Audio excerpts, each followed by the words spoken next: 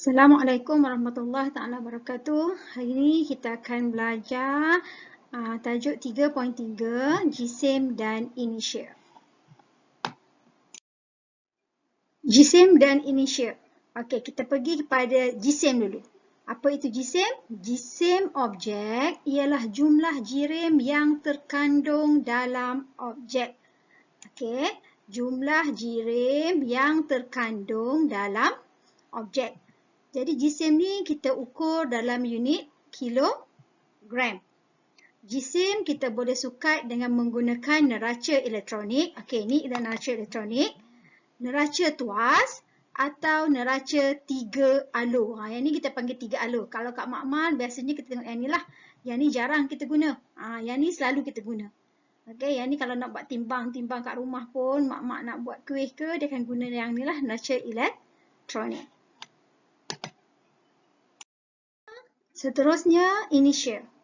Okey, inertia adalah kecenderungan suatu jasad untuk kekal pada keadaan rehat atau jika sedang bergerak, kecenderungan meneruskan gerakan pada garis lurus kecuali ditindak oleh daya luar.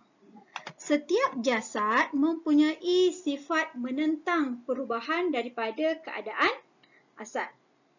Inertia bukan kuantiti fizik, maka ia tidak boleh diukur, tiada nilai dan juga tiada unit.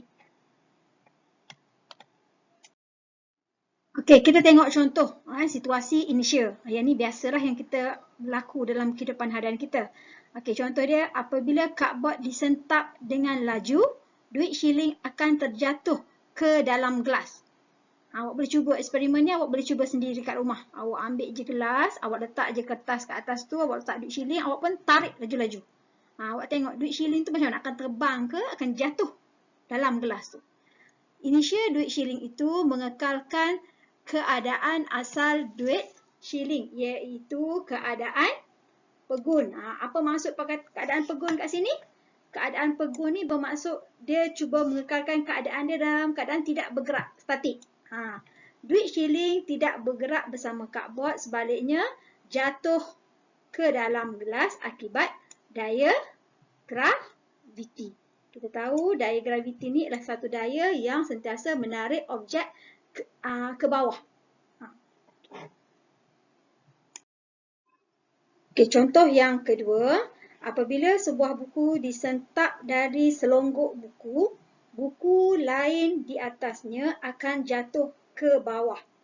Inertia buku-buku yang pegun di atas cuba menentang perubahan ke atas keadaan asalnya. Oleh itu, apabila buku tengah disentap, buku-buku di atas tidak bergerak ke sisi tetapi jatuh ke bawah. Okey, yang ni awak biasa buat situasi ni. Awak susun buku, awak nak tarik buku di bawah. So bila awak tarik tu, biasanya buku di atas tu dia tak jatuh ke depan. Dia tak jatuh ke belakang, ke tepi, ke kiri, ke kanan, tapi dia masih lagi cuba mengekalkan keadaan asal dia. Jatuh ke bawah juga. Maksudnya masih lagi keadaan tersusun. Situasi yang seterusnya, okey, dia ada dua benang, benang A dan benang B. Benang A diikat ke dinding ke beban. Benang B pula daripada beban kepada jari dia. Okey. Jadi benang ditarik perlahan-lahan, benang A akan putus. Kalau tarik slow, benang A akan putus. Kenapa? Tegangan pada benang A lebih tinggi daripada benang B. Tegangan benang A sama dengan berat beban dan daya tarikan. Berat beban tu apa? Ni. Yang ni berat beban. Okey. Tarikan yang mana? Tarikan ni. Tangan dia ni. Yang menarik ni. Tali A akan putus jika daya yang dikenakan ke atasnya melebihi had daya yang boleh ditanggung. Sebab kalau tali tu kita tarik seslow kuat, Okey, maka benang bahagian A tu akan putus. Okey, tetapi kalau benang tu kita tarik sentak, awak tarik macam tu je. Okey, benang bahagian B yang akan putus. Contoh seterusnya, apabila bas bergerak, penumpang dalam bas juga bergerak bersama-sama. Apabila bas berhenti secara tiba-tiba, badan penumpang kekal bergerak ke hadapan. Inersia penumpang mengekalkan keadaan asal penumpang, iaitu keadaan bergerak. Maka penumpang itu meneruskan gerakannya ke hadapan. Okey, kalau awak perasan, kalau kita naik bas ke, naik kereta ke, apalah, apa kita naik itulah. Bila bas tu berhenti dengan mengejut, automatik badan kita akan ke hadapan. Baru kita akan, betulkan balik badan kita duduk di kerusi. Ini disebabkan oleh inertia. Sama juga kalau bas tu belok ke kanan, badan kita ke kanan. Kalau bas ke kiri, kita pun akan bergerak ke kiri. Ini disebabkan oleh keadaan inertia. Hubungan antara jisim dan inertia. Inertia sesuatu objek dipengaruhi oleh jisim objek tersebut. Semakin besar jisim suatu objek, semakin besar inertia objek tersebut. Contoh hubungan jisim dan inertia yang jelas yang kita boleh nampak. Okey, jisim troli yang kosong adalah lebih kecil, maka inertianya juga lebih kecil. Hal ini menjadikan troli itu mudah digerakkan dari keadaan asal. Sebab itulah kalau kita pergi shopping kompleks, ambil troli, laju je tolak kan. Sebab apa? Troli masih kosong. So, dia lebih mudah bergerak. Tetapi, bila kita dah lama shopping, barang pun dalam troli dah makin banyak, isi, ambil ikut dan je yang apa kita suka, maklumlah, mak ayah bayar.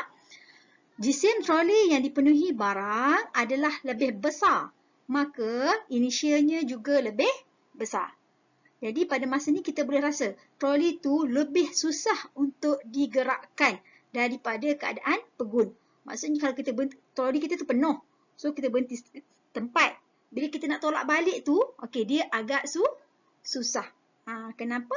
Makin berat jisim, makin bertambah inertia. Itu hubungan dia. Okey, contoh yang lain pula. Sebuah kereta yang pegun lebih mudah untuk mula bergerak berbanding dengan sebuah trailer. Bandingkan kereta dengan trailer. Trailer yang besar tu, ikutlah trailer barang ke, kayu balak ke, kita boleh nampak. Kereta kalau dia nak bergerak, cepat je. Kereta yang bergerak pula lebih mudah dihentikan berbanding dengan trailer yang sedang bergerak dengan kelajuan yang sama. Contohlah, kereta dengan trailer ni, dia bergerak dengan kelajuan yang sama. Masing-masing bawa dalam kita kata 80 km per jam. Okey, dengan kelajuan sama. Tapi bila dia nak berhenti, bila nak tekan brake, kereta yang ringan ni lebih mudah berhenti berbanding trailer yang berat. Ini kerana jisim trailer lebih besar dari kereta, maka inertia trailer lebih besar daripada kereta. Trailer memerlukan tenaga yang lebih besar untuk berhenti ketika sedang bergerak. Sebab itulah kalau kita nampak trailer tu laju, awak jangan cuba-cuba nak lintas ataupun nak masuk sempang. Biar dulu trailer tu lepas.